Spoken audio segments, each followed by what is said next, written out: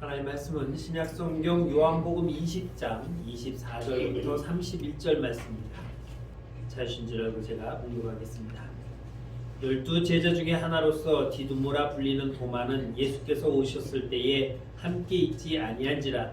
다른 제자들이 그에게 이르되 우리가 주를 보았노라 하니, 도마가 이르되 내가 그의 손에 못자국을 보며 내 손가락을 그 못자국에 넣으며 내 손을 그 옆구리에 넣어 보지 않고는 믿지 아니하겠노라 하니라.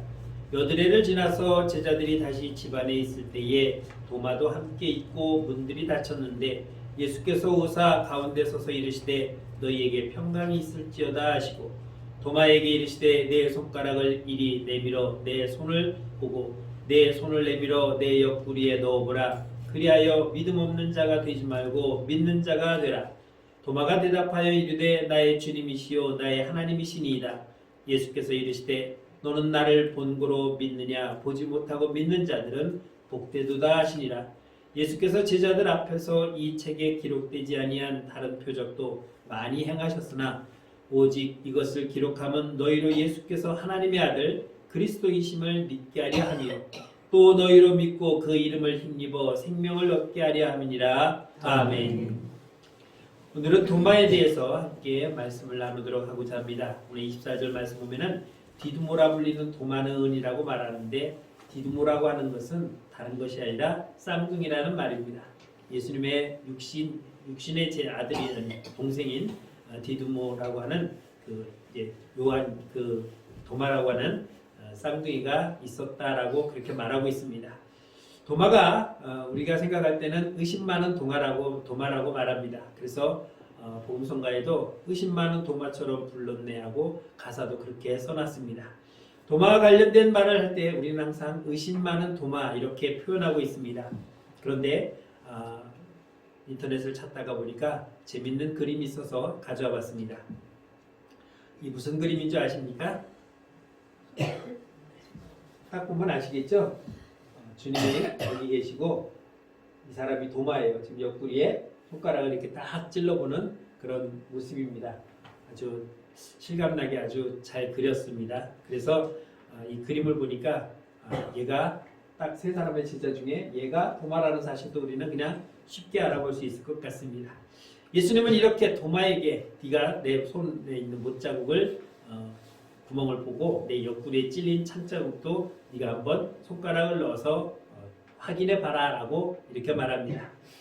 예수님 손에 넣어보지 않고서는, 그 구멍에 내가 손가락을 넣어보지 않고서는 나는 믿을 수가 없다 라고 하는 이 도마의 현실적인 대답은 그렇게 나쁜 것은 아니었습니다.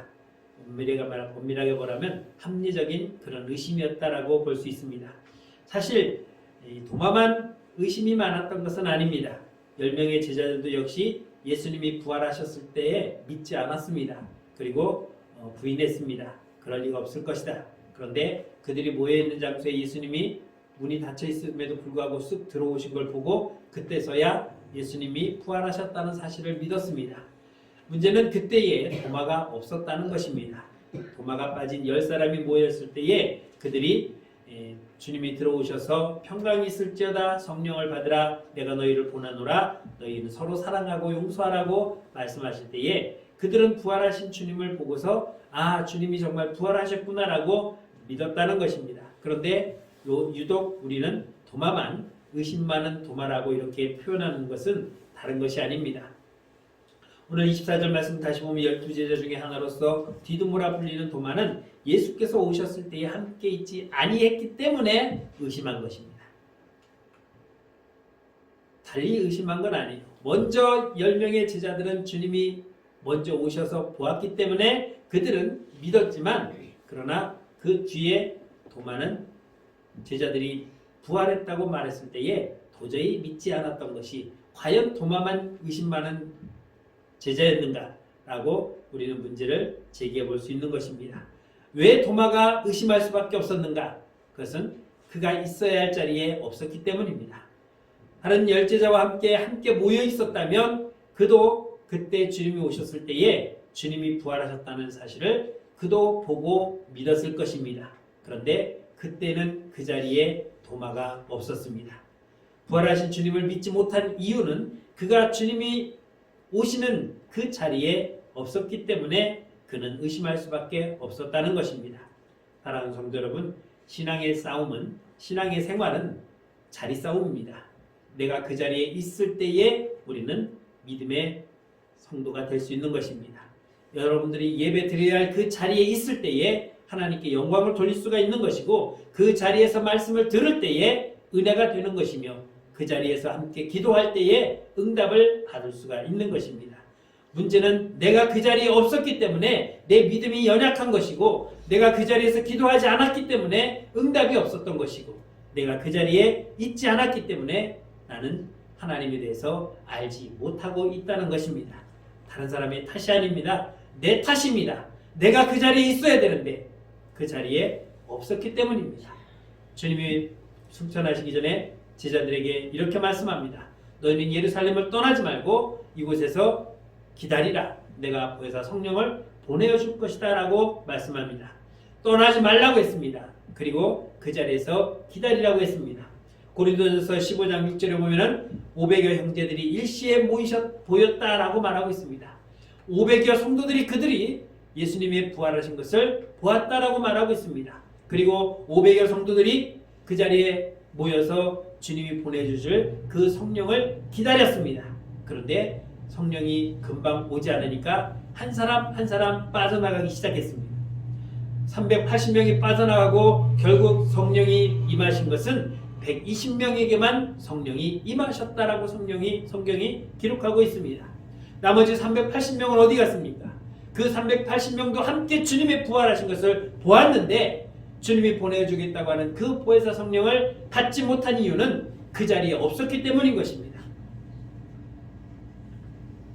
내가 그 자리에 있었다면, 그 380명도 끝까지 그 자리에 있었다면 그날 500명은 성령에 충만했을 것입니다.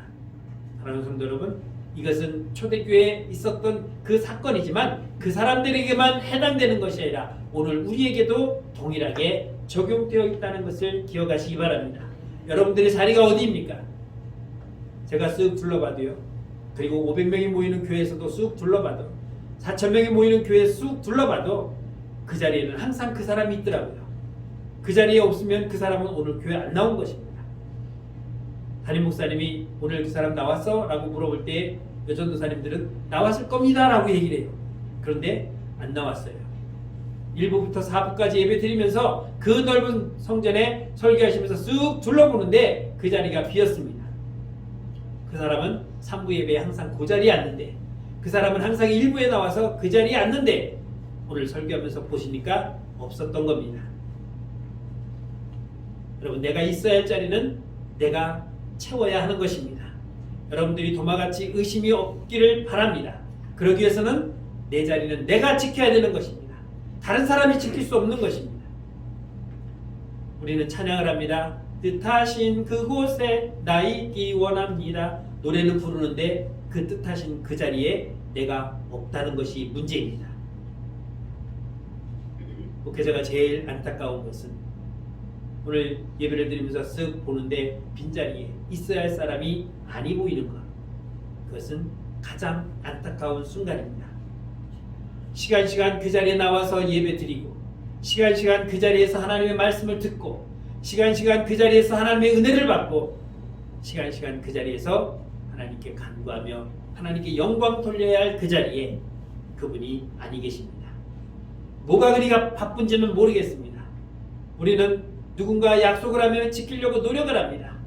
부득이하지 아니하면 약속을 지키려고 열심히 노력합니다. 여러분이 주님을 만나는 그 순간, 그 만난 그때부터 여러분들의 일생의 모든 주일 약속 시간은 하나님께 드리기로 예정되어 있었습니다. 주일 오후 예배도 그렇고 수요기도회도 그렇고 구역 예배도 그렇고 나는 하나님께 이 시간만큼은 내가 하나님과 선약이 되었다고 말하지만 여러분, 우리는 그 선약을 얼마나 잘 깨버립니까? 육신의 약속을 지키기 위해서 하나님과의 약속을 그냥 헌시작처럼 내팽개치고 세상으로 달려갈 때가 얼마나 많습니까? 그것이 문제인 것은 그 시간에 내가 그 자리에 없으면 하나님이 주시는 것을 내가 받을 수 없다는 것입니다. 어떤 모임에 갔다가 별 재미가 없어서 일찍 나왔는데 나중에 들리는 소리는 끝나고 나니까 돈을 줬대요. 얼마나 배 아픈지. 그것처럼 배 아픈 게 어디 있겠습니까? 나도 그 자리에 조금만 더 기다렸을 걸. 조금만 기다렸으면 봉투를 받을 수 있었는데. 저는 총회를 갔더니요. 총회는 월요일부터 금요일까지 5일간 하는데 수요일날 막 진행이 빨라졌어요. 빨라진 이유는 오늘 끝내겠다는 거예요. 그런데 티를 안 냈습니다. 여러 사람들이 내일 참석하면 되지 하고 농땡이 치러 밖으로 나갔습니다. 볼일도 보러 가고 친구도 만나러 가고 일찍 그냥 간 사람도 있고. 그런데 그날 밤에 총회가 끝나면서 남아있는 자들에게 봉투 하나씩 들어왔습니다. 얼마나 들었을까 궁금해서 딱 펼쳐봤더니 웬일인가 색깔이 별로 없는 하얀 종이가 그 속에 들어있었습니다. 금액은 얘기 안 하겠습니다. 있어야 할 자리에 있었더니 그런 일들도 생기는 거예요. 오늘 하나님이 나에게 성령을 부어주기로 이미 약속했는데 어떤 사람은 기다리는가 하면 어떤 사람은 기다리지 못하고 떠남함으로 말미암아 하나님의 은혜를 받지 못하게 된 것입니다. 저희 결혼식에 주례해 주셨던 목사님이 초등학교 교사였다가 교사였을 때 사모님은 성남시장에서 6일 상회를 운영하셨습니다. 그분은 매 주일마다 상회에 문을 닫고 예배를 드렸다고 합니다. 사람들은 다 비웃었다고 합니다. 아니 일요일날 사람들이 제일 많이 오는데 그날의 대목인데 문 닫고 뭐 하는 짓이냐고. 그런데 평일날 그 집에 장사가 너무너무 잘 돼서 사람들이 다 그 가게를 찜해놓고 저 가게 나오면 내가 프리미엄을 2배를 주고라도 산다고 했는데 드디어 선생님이 신학을 하시고 목회를 하게 되어서 상회를 문 닫을 때에 프리미엄이 엄청 붙었답니다. 그리고 그 가게가 계속 잘 되는지 안 되는지 모르겠지만 저는 잘 안 됐을 거라고 생각합니다. 있어야 할 자리에 내가 참석하기 위해서 사람들이 많이 오는 날을 불구하고 문을 닫았더니 하나님께서 평일날 그곳으로 발걸음을 인도하여 장사가 잘 됐다고 말합니다. 제가 말씀드렸던 것처럼 중학교 1학년 때 수련회 갔는데 48명이 가서 46명이 방언받고 와서 제가 못 갔는데 얼마나 배 아팠는지 저는 6년 동안 뜻하지 않게 방언을 위해서 기도했던 사람입니다. 수련회 갔던 사람들은 방언받기 위해서 간 게 아니었어요. 그냥 수련회니까 갔는데 간 김에 하나님 그들에게 방언의 은사를 주셨던 것입니다. 나도 갔더라면 내가 왜 심부름에 그때 못 갔을까? 얼마나 후회했는지 모릅니다. 여러분들의 삶에 그 자리에 있어야 할 줄 믿습니다. 시편 1편 1절 2절 말씀 보면은 복 있는 사람은 악인의 꾀를 따르지 아니하며 죄인들의 길에 서지 아니하며 오만한 자들의 자리에 앉지 아니하고 오직 여호와의 율법을 즐거워하여 그의 율법을 주야로 묵상하는 자더라고 말하고 있습니다. 내가 있어야 할 자리에 있으면은 그 자리가 복된 자리이고 그 자리가 하나님 말씀이 임하는 자리고 그 자리에서 그 말씀으로 내가 은혜 받는 자리가 될 테인데 그 자리를 떠나면 오만한 자리에 앉게 되고 죄의 자리로 빠져들게 많은 것입니다. 우리는 주야로 묵상하는 자리, 하나님을 만나는 자리에 여러분들이 항상 있기를 원합니다. 주일 이 시간을 기억하시고 오후 예배 시간을 기억하시고 수요 기도를 기억하시고 구역 예배를 기억하십시오. 지금 시간은 대예배고 오후 예배는 중예배고 수요 예배는 소예배고 구역 예배는 있으나 마나 가면 기분 할 일 없으면 가고 할 일 있으면 안 가는 그런 예배가 아닙니다. 예배 격을 따진다면 똑같습니다. 여러분 우리가 성부 삼위일체 하나님을 믿으면서 성부 성자 성령이라고 나누지만 그 중에 제일 높은 분이 누구입니까? 성부입니까? 성자입니까? 성령입니까? 누가 제일 높습니까? 동등합니다. 동등합니다. 누가 높고 낮음이 없습니다. 예배도 마찬가지입니다. 주일 오전 예배, 오후 예배, 수요 기도회, 구역 예배 모이는 시간이 다를 뿐이지 그 예배는 동격입니다. 그런 예배를 우습게 보지 마십시오. 하찮게 보지 마십시오. 여러분들 왜 안 나옵니까? 하나님을 우습게 보기 때문입니다. 목사님 무슨 너무 많이 심해요. 우리가 언제? 절대 심하지 않습니다. 여러분들 예배 빠지는 그 마음이 하나님을 우습게 보고 있는 거예요. 세상 사람을 만나기 위해서 하나님을 우습게 여기고 그 장소에 가는 것입니다. 세상의 물질을 얻기 위해서 하나님을 우습게 여기는 겁니다. 돈보다도 못한 하나님, 내가 만나야 할 친구보다 못한 하나님. 여러분 그 하나님을 믿고 있습니까? 그러려면 믿지 마세요. 소용없습니다. 제가 그러잖아요. 목사님 어떻게 저렇게 말씀하실까? 아니, 어떤 분이 그러더라고요. 목사님 설교 시간에 어떻게 성도들한테 교회 오지 말라고 하냐고. 오지 말아야 할 사람이라고 생각되어지면 오지 말라고 해야죠. 그게 제 책임입니까? 여러분들이 해야 되는 일이에요. 아무도 어느 교회도 그런 말 안 해요, 목사님들이. 그러니까 물러나려고 잘 빠지죠. 그 중에서 우리 교회는 안 빠지는 편이에요. 왜 그렇습니까? 제가 이렇게 심하게 얘기를 하기 때문에. 근데 이게 심하다고 생각하지 마시고 당연한 거예요. 선생님이 가르치는데 다 가르쳐줘야 되는데 기분 좋은 것만 내가 이거 가르치면 애들이 짜증내니까 이런 거 빼고 저거 빼고 하면은 뭘 배우겠습니까? 여러분 하나님의 말씀은 어떤 건 좋은 거고 어떤 건 악한 거고 그런 거 없습니다. 그 말씀을 다 지킬 때에 우리에게 은혜가 있는 줄 믿습니다. 두 번째, 도마가 있어야 할 자리 있지 못함으로 말미암아 어떤 결과가 왔는가? 성령에 충만하지 못했습니다. 10명의 제자들도 마찬가지였지만 25절 말씀은 다른 제자들이 그에게 이르되 우리가 주를 보았노라니 도마가 이르되 내가 그의 손에 못자국을 보고 손가락을 그 못자국에 넣으며 내 손을 그 옆구리에 넣어 보지 않고는 믿지 아니하겠다라고 말합니다. 이 말씀을 잘 생각해 보십시오. 10명의 제자가 8일 전에 예수님을 만났습니다. 그리고 그들은 믿었습니다. 그런데 오늘 도마가 왔습니다. 도마야! 예수님이 부활하셨다. 웃기는 소리 하지 마. 진짜야. 우리가 봤어 다. 나는 예수님의 그 손에 손가락에 못박네 보고 옆구리에 내가 손가락으로 이렇게 참 찔렸는데 넣어보지 않고는 나는 못 믿어. 여러분 이 말씀을 잘 기억해 보십시오. 10명의 사람이 한 사람을 전도하지 못하고 있습니다. 그들이 본 예수님을 한 사람에게 믿지 못하게 하고 있습니다. 여러분 전도해 보십시오. 여러분 가족, 내 남편, 내 자녀, 내 부모, 내 친척, 내 이웃들, 여러분들 예수님이 살아계심을 믿습니까? 주님이 여러분들이 구원하셨다는 걸 믿습니까?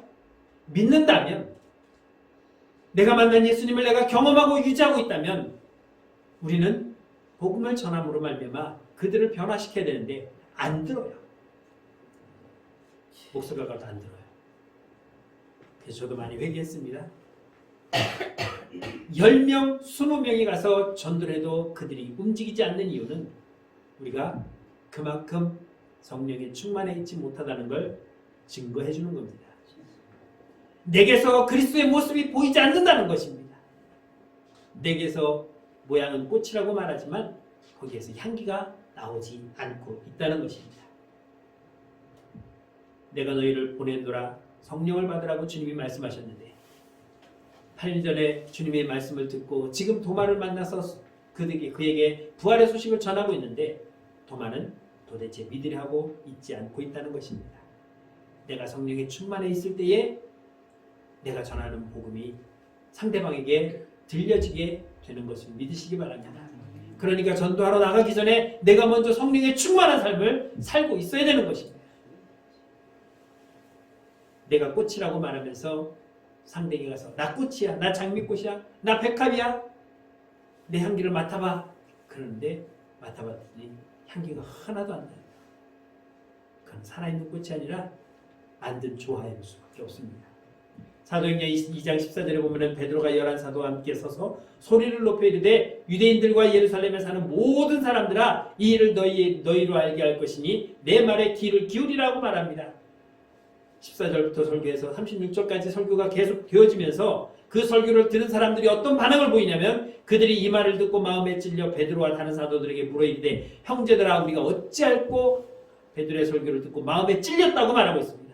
성령에 충만한 베드로가 복음을 전하니까 그 말씀은 듣는 예수를 믿지 않는 사람들의 마음에 그것이 찔려서 그러면 내가 어찌할 거라고 말하면서 베드로가 이르되 너희가 회개하여 각각 예수 그리스도 이름으로 세례를 받고 죄사함을 받으라. 그리하면 성령의 선물을 받으리라고 말하고 있습니다. 너희의 죄를 회개하고 너희의 죄를 고백하면 하나님께서 너희에게 성령을 부어주실 것이다 라고 말씀하고 있는 것입니다. 그러면서 41절에 그 말을 받은 사람들은 세례를 받음에 이날의 신도의 수가 3,000이나 더했다라고 말하고 있습니다. 성령이 충만한 자의 말을 들으면 나도 성령에 충만해질 수 있는 것입니다. 내가 하나님 말씀을 듣고 그 말씀으로 충만할 때에, 그 말씀으로 변화될 때에, 그 말씀을 지켜 행할 때에 우리에게 성령의 충만함이 임하게 되며 그런 우리가 가서 복음을 전할 때에 그들에게도 복음이 전파되어지는 것입니다. 오늘 주일이니까 교회 갑시다. 너도 자주 빠지던데 뭐 오늘 안 가도 되는 거 아니야? 이러면은 전할 수가 없는 거죠. 아, 저 사람 비가 오나 눈이 오나 바람이 부나 태풍이 오나 정말 한결같이 주일날 빠지지 않고 매주마다 저렇게 교회 가면은 뭐 밥이 나오나 떡이 나오나 밥도 주고 떡도 주고 오늘 호떡도 줘요. 오늘 안 나오신 분들은 우리 양원사님의 그 손길에서 나오는 맛있는 호떡을 먹지 못하겠지만 늘 잘 나오다가 하필 오늘 한 번 안 나왔는데 그날 호떡을 한다네. 다음 주에 많이 홍보해 주시기 바랍니다. 내 자녀에게 예수 믿어야 된다고 말하기 위해서는 내가 먼저 예수 믿는 사람이 되어야죠. 내가 그리스도의 향기를 품는 자가 되어야죠. 아우 엄마 냄새나 좀 씻어! 이러는데 어떻게 내 자녀가 예수를 믿겠습니까? 내 남편이 어떻게 예수를 믿겠습니까? 하나님 성도 여러분, 있어야 할 자리에 있어야 되고 그 자리에서 내가 성령 충만하기를 주의 이름으로 축원합니다. 믿음이 있는 자라고 오늘 설교의 말씀을 전하고 있는데 10사람이 전하여도 전하지 못하는 이 모습 우리는 분명히 회개하고 되돌아봐야 될 것입니다. 26절에 여드레를 지나서 제자들이 다시 집안에 있을 때에 도마도 함께 있고 문들도 닫혔는데 예수께서 오사 가운데 서서 이르시되 너희에게 평강이 있을지어다. 8일 전의 모습이 그대로 재현되고 있습니다. 그런데 19절 보면은 이렇게 말씀합니다. 이날 곧 안식 후 첫날 저녁 때에 제자들이 유대인들을 두려워하여 모인 곳에 문들을 닫았더니 예수께서 오사 가운데 서서 이르시되 너희에게 평강이 있을지어다. 8일 전에 저들이 무서워 떨고 있을 때에 주님이 오셨고 오늘은 저들이 그냥 모여 있을 때 주님이 오셨는데 지난번에 없었던 도마가 함께 있었습니다. 그리고 주님이 말씀하십니다. 8일 전에 없었으니까 그럴 수 있다. 27절에 말씀하시기를 도마에게 이르시되 내 손가락을 이리 내밀어 내 손을 보고 내 손을 내밀어 내 옆구리에 넣어보라. 그리하여 믿음 없는 자가 되지 말고 믿음 있는 자가 되라고 말씀하고 있습니다. 지금 도마 한 사람을 위해서 주님은 다시 오셨고 그 한 사람을 위해서 못자국과 옆에 창자국을 보여주셨습니다. 주님이 나 한 사람을 위해서 오셨습니다. 다 있을 때도 와셨는데 아예 그 한 사람은 니네가 알아서 설득을 시켜 내가 또 가리? 라고 말할 수도 있었지만 주님은 오셔서 도마에게 보여주셨습니다. 생각해 보십시오. 주님이 죽으신 후에 죽으실 전에 채찍을 맞았습니다. 온몸에 상처 투성이었습니다. 가시관을 씌워서 이마에 다 찢기고 피가 흘렀던 그 상처들, 온몸에 채찍으로 맞아서 터졌던 그 상처들, 못자국과 그리고 창자국. 그렇게 죽으셨던 예수님이 부활하셨는데 상처가 없었겠습니까? 그럼 부활하신 주님은 죽기 이전에 맞았던 모든 상처들이 다 깨끗이 변화되었습니다. 그런데 못 박혔던 손자국과 창자국은 남겨두셨습니다. 누구를 위해서? 도마를 위해서. 믿지 못하는 도마를 위해서. 그리고 그 손을 내밀어 확인해봐. 손가락 넣어봐.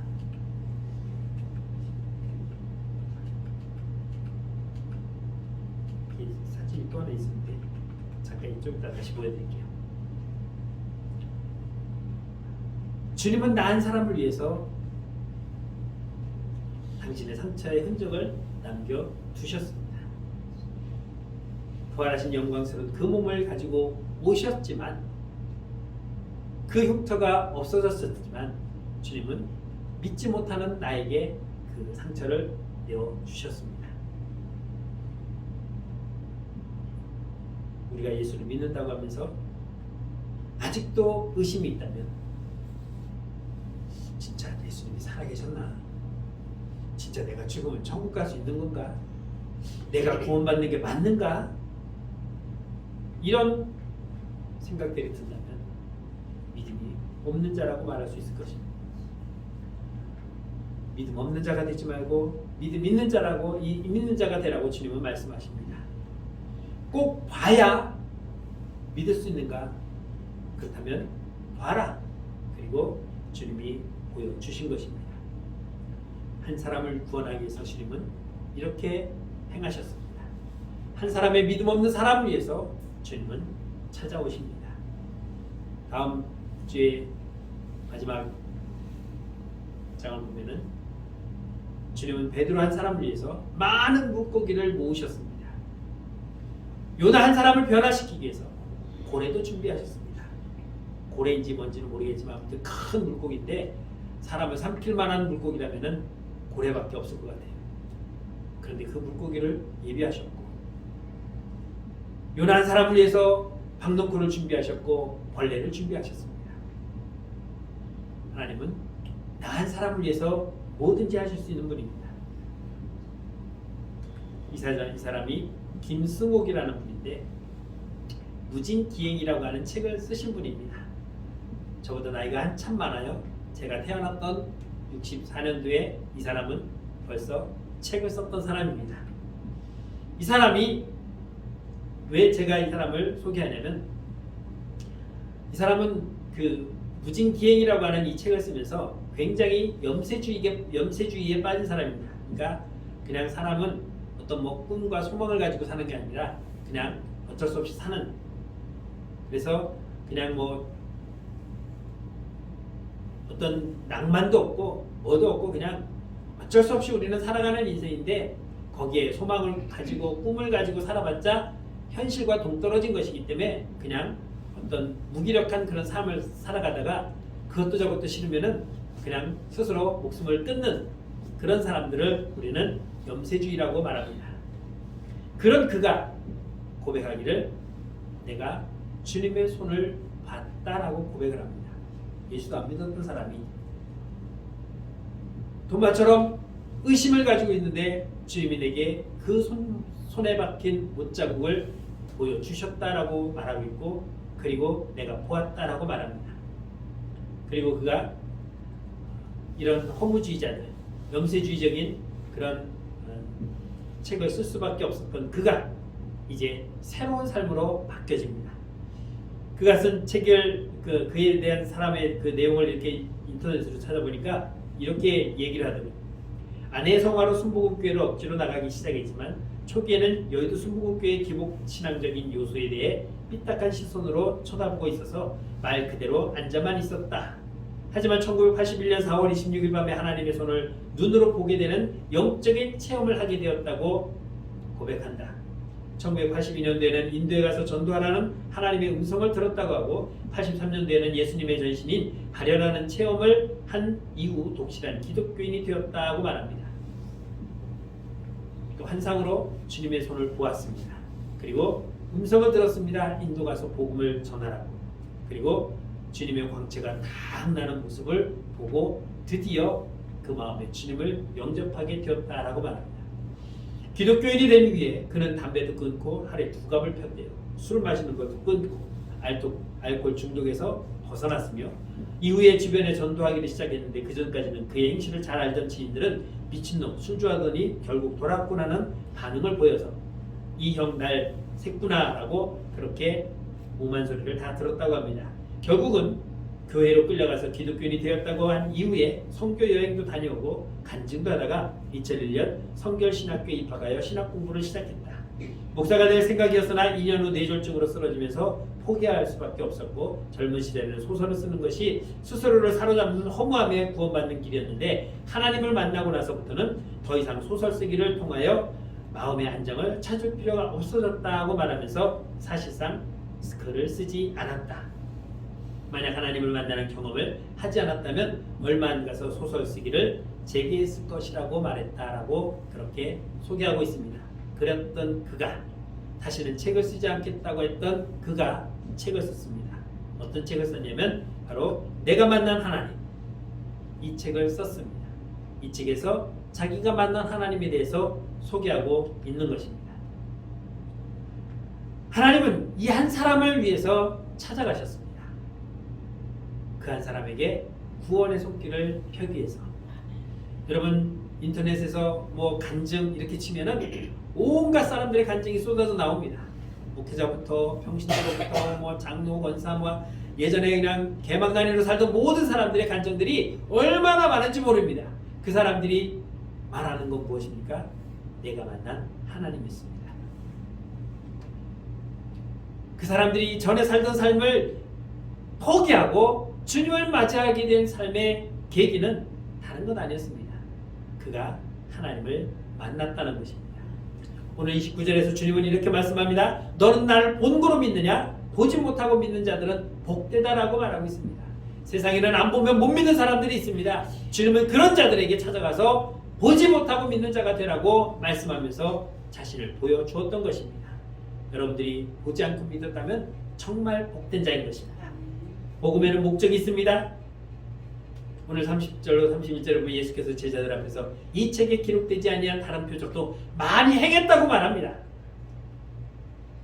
그런데 오직 이것을 기록하면 너희로 예수께서 하나님의 아들 그리스도이심을 믿게 하려 하며 또 너희로 믿고 그 이름을 힘입어 생명을 얻게 하려 함이라고 말씀하고 있습니다. 이 사건을 기록한 이유는 이것을 통해서 예수 믿게 하기 위함이라고 말했습니다. 도마는 한 번 의심했습니다. 그런데 그 한 번 의심으로 주님이 오셔서 그를 의심의 늪에서 건져주셨습니다. 도마만 의심 있는 사람입니까? 안 그렇습니다. 마태복음 28장 16절로 17절 보면 11제자가 갈릴리에 가서 예수께서 지시하신 산에 이르러 예수를 배웠고 경배하나 아직도 의심하는 사람들이 있었다라고 말하고 있습니다. 부활하신 주님을 만났고 그분과 함께 갔는데 아직도 이게 지금 살아있는 거야? 만 거야? 잠깐 보이는 거야? 라고 의심이 가시지 않고 있다는 것입니다. 언제까지 우리는 주님을 의심하며 살아갈 수 있는 사람입니까? 사진을 한번 다시 보겠습니다. 도마는 예수님의 옆구리에 손을 넣으며 이 의심을 멈췄습니다. 여기 보고 있는 이 두 사람의 눈을 보십시오. 저거 진짜야? 호기심이 계속 쳐다보잖아요. 8일 전에 주님이 오셔서 평안하라고 하면서 주님이 들어오셨을 때 주님의 살아계심을 믿고 고백한 그들이 오늘 도마에게 보이시는 이 장면 속에서 다시 한번 보고 있습니다. 저건 진짜야? 진짜 살아난 거야? 저거 진짜 예수님이 창자국에 찔린 그 자리가 맞아? 아직도 그들은 의심하고 있습니다. 여러분 이들만 의심 있는 게 아니라 우리도 마찬가지입니다. 좋을 때는 은혜 받았다고 하면서 조금 힘들면 주님이 정말 살아계신가? 왜 나한테 이런 일이 하면서 온갖 푸념은 다 드러놓습니다. 한가하면 주님 찾고 바쁘면 주님은 안 찾습니다. 여러분들이 만난 주님은 누구입니까? 여러분들이 만난 주님과 제가 만난 주님 또 장로님이 만난 주님은 각각 다른 주님입니까? 다 같이 모여서 살아계신 하나님께 예배드린다고 고백하다가 어느 날은 또 사라져버리는 그 이유는 도대체 무엇입니까? 우리가 함께 만난 그 주님과 다른 주님입니까? 우리가 만난 주님은 다 동일합니다. 내가 처음 주를 만났을 때, 내가 다시 주님을 만났을 때, 내가 병들었을 때 만났을 때, 내가 회개할 때 만났을 때 주님, 그 모든 주님은 동일한 주님입니다. 그 주님 앞에 회개하는 마음으로 다시 한번 찬양하길 바랍니다. 참 좋으신 하나님 은혜를 감사합니다. 아무것도 모르고 아무것도 깨닫지 못했던 나를 찾아와 내가 너를 구원하였다고 말씀하신 주님을 만났을 때에 우리는 얼마나 기쁘고 얼마나 놀랐는지 모릅니다. 그 주님을 믿으며 살아가면서도 때때로 그 주님을 잃어버린 이유를 우리는 여기서 고백합니다. 주님, 언제나 그곳에 계셨고 지금도 나와 함께하고 있는 그 주님을 내가 보지 못한 이유는 내가 고개 돌렸음을 고백합니다. 그분이 내 옆에 없었음은 내가 주님 곁을 떠났기 때문임을 고백합니다. 주님, 병들 때만 힘들 때만 찾는 주님이 아니라 언제나 동일하게 늘 주님과 함께 동행하며 주님만을 바라보고 주님의 그 손을 붙잡고 나아가는 우리의 삶이 되게 하여 주옵소서. 예수님의 이름으로 감사하며 기도드렸습니다. 아멘.